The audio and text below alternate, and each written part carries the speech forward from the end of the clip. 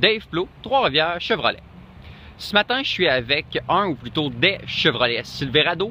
Donc un petit peu comme que je vous avais dit l'autre jour, j'ai 4 versions. Donc LS, LT, 2LT et LTZ. Puis je vais vous montrer c'est quoi les différences principales entre les modèles. Allons-y. Si on part du devant, je veux juste qu'on prenne le temps de regarder la calandre. On peut voir le chrome sur le tour. Prenez le temps aussi de constater que même si c'est le modèle d'entrée de gamme, mes lumières c'est des projecteurs. Puis vous le voyez, les lumières de jour, c'est des phares au DEL, donc des petites diodes. Prenez note aussi le bumper là, sur le devant, donc le pare-choc. Puis la partie en bas, vous voyez qu'elle est en plastique noir plutôt que d'être peinturée.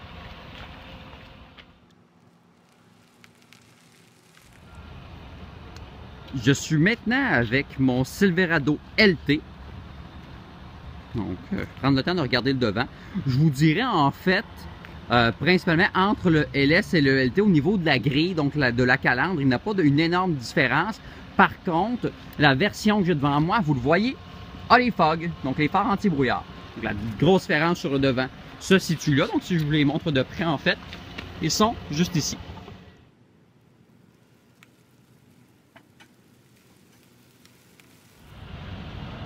Je suis maintenant rendu avec mon Chevrolet Silverado 2 LT. En fait, ce serait beaucoup plus clair si je vous disais qu'on appelait ça un Chevrolet Z71. Vous allez remarquer, sur le devant tout de suite, au lieu d'avoir une calandre qui est chromée, elle est peinturée couleur caisse. À l'exception de la partie en bas que vous voyez qui est chromée, alors qu'originalement sur mes autres versions, elle était noire.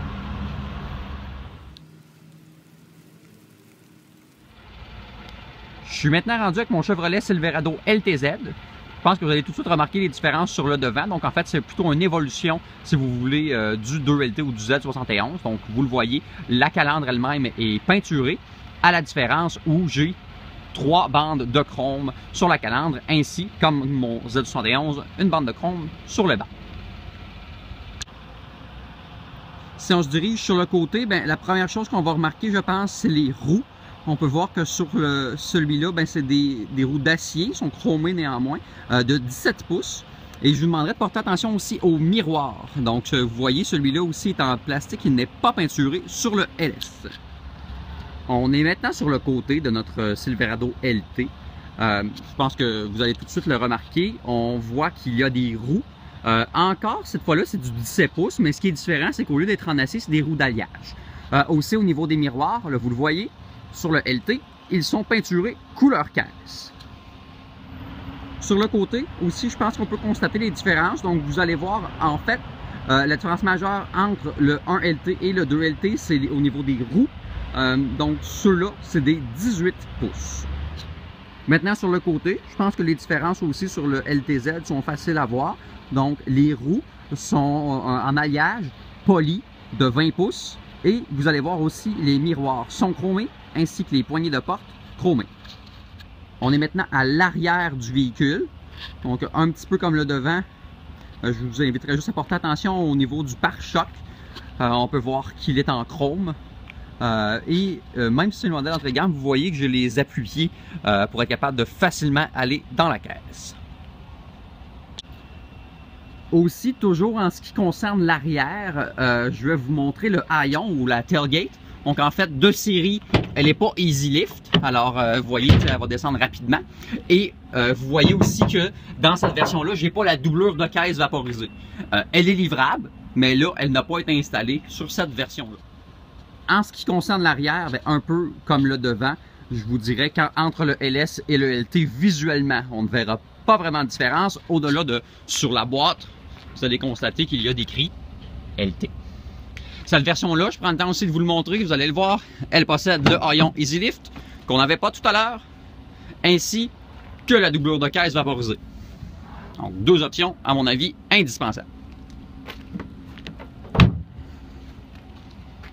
L'arrière, celui-ci, en fait, est tout comme le devant. Donc, comme je vous disais, le pare-choc, au lieu d'être chromé, il est couleur caisse. À l'arrière, on a bien sûr aussi choisi le haillon Easy Lift, ainsi que la doublure de caisse vaporisée. Donc ça, ce n'est pas différent. Je suis maintenant à l'arrière. Vous allez tout de suite constater que le pare-choc est peinturé couleur caisse. Et je vous dirais en fait la seule façon d'identifier que c'est un LTZ, c'est qu'il est écrit sur le coin en bas à droite. Comme dans mes autres versions, vous vous en doutez, j'ai mon haillon Easy Lift ainsi que ma doublure de caisse vaporisée. Toujours indispensable.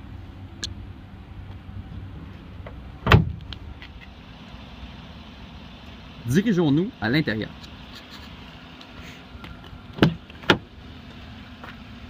Donc, je pense que la première chose qu'on remarque, c'est les tissus. Vous voyez, l'ensemble des sièges sont gris à l'intérieur. Au centre, j'ai une petite console.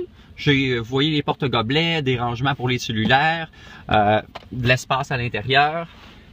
Mais je vous dirais, en fait, la particularité ici, c'est que ce LS-là vient, en fait, avec une banquette à l'avant. Donc, ça, c'est un camion qui est 6 places. Fait que ça permet d'allier travail et famille, si on en a une. Aussi, sur les LS, c'est important de savoir, j'ai toujours le télédéverrouillage. Les miroirs sont toujours électriques et sont toujours aussi chauffants. J'aurai toujours aussi le régulateur de vitesse. Puis, prendre note, vous allez voir ici, j'ai mon écran d'affichage de la radio et bien sûr, de la caméra de recul. Important de noter aussi, sur les camions LS, le 4x4 est manuel. Donc, il est ici. Maintenant, l'intérieur. Vous allez tout de suite remarquer, j'ai plusieurs teintes de brun beige avec une finition au niveau du bois. Un peu comme je vous ai montré tout à l'heure, alors c'est évident, ce sera sensiblement la même chose, vitre électrique, porte électrique, miroir chauffant. Là par contre, ce que j'ai de différent, je vous l'ai montré tout à l'heure, dans le LT, j'ai le 4x4 électronique. Sur le volant, à ce moment-là, j'ai mon contrôle d'ordinateur de bord, ainsi que la téléphonie main libre. Et sur le derrière du volant, ça ici, ça c'est le volume de la radio. Et de l'autre côté, j'ai les petits boutons pour changer mes canaux de radio. Par exemple, changer de chanson si j'écoutais un CD ou une clé USB. Au niveau de l'écran, vous allez tout de suite voir que c'est pas la même chose du tout que tout à l'heure. En fait, on a du 8 pouces au lieu de du 7 pouces. Et bien sûr, comme l'autre, je suis capable d'afficher ma caméra de recul et j'ai aussi quelques petites options de plus. Donc, en fait, vous voyez, j'ai la possibilité de télécharger des applications à l'intérieur ou bien de faire le lien avec notre téléphonie.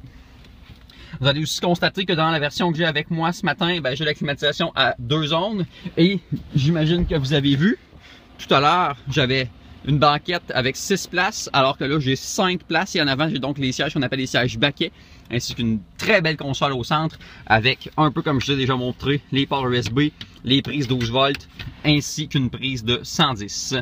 En ce qui concerne la console elle-même, vous allez voir, elle est très profonde et à nouveau, j'ai une prise de 12 volts, des ports USB, ainsi qu'une prise auxiliaire. Donc, voilà pour les différences au niveau du Silverado LT à l'intérieur. Au niveau de l'intérieur, là aussi on ne se trompera pas, vous allez tout de suite voir qu'il est différent. Donc, en fait, vous le voyez, c'est un intérieur qui est noir. Donc, peu d'entretien. Comme dans les autres versions, je me répète, j'ai bien sûr les fenêtres électriques, le télédéverrouillage, nos miroirs électriques chauffants. Dans le Z71, on a aussi notre 4x4 électronique. Un peu comme je vous ai montré, notre régulateur, notre contrôle de l'ordinateur de bord, téléphonie main libre. Les boutons pour contrôler la radio sont aussi toujours derrière le volant. Là, ce que j'ai de différent à l'intérieur, en fait, c'est le bouton qui est ici. Ça s'appelle le contrôle de la descente. Je vous inviterai à regarder mon vidéo sur le Chevrolet Colorado. Je vous fais la démonstration du système puis je vous explique aussi comment il fonctionne.